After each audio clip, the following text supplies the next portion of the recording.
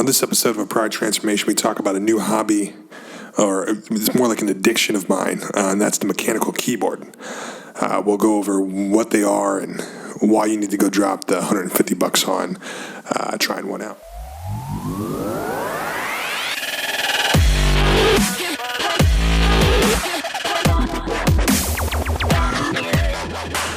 Welcome to the Prior Transformation Podcast. I'm your host, Jimmy Smoots. In this podcast, we explore, actually, there's no we, it's just I. I'm the only person here. And really, I just ramble for 2 or 3 minutes on a technology or business topic. And occasionally, I'll interview some smart folks. If you like that kind of thing, enjoy.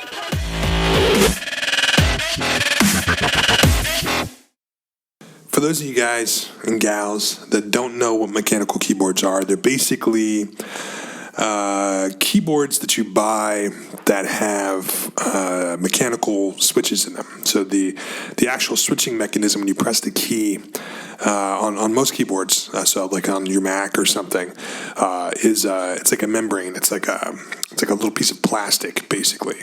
But on the mechanical keyboards, it's a physical switch, and it's kind of more, it actually the feeling is similar to kind of like an old keyboard from maybe the 80s or something like that.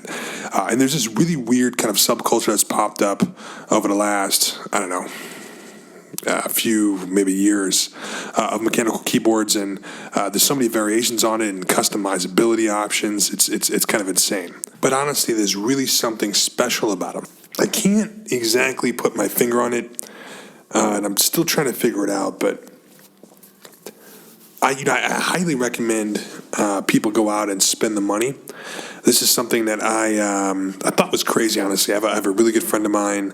His name's David, and he kind of sung the praises of these mechanical keyboards for, I think it sat around for maybe a year and a half, and just maybe even longer, and watched him talk about his mechanical keyboards. And I thought he was crazy until one day I tried it, and I was like, this is interesting, but whatever. And then, I ended up buying a keyboard of my own, and that's when things kind of changed. I ended up buying the Ducky One, which is a phenomenal keyboard. And the typing on it has these switches from Cherry that are great. I mean, they're like kind of old school switches. The way I kind of describe it is like it's as if you're typing on like an old school typewriter. You kind of get a very definitive tactile crunch and click. There's a definite feeling there, and as a result of that, you get this great feeling of.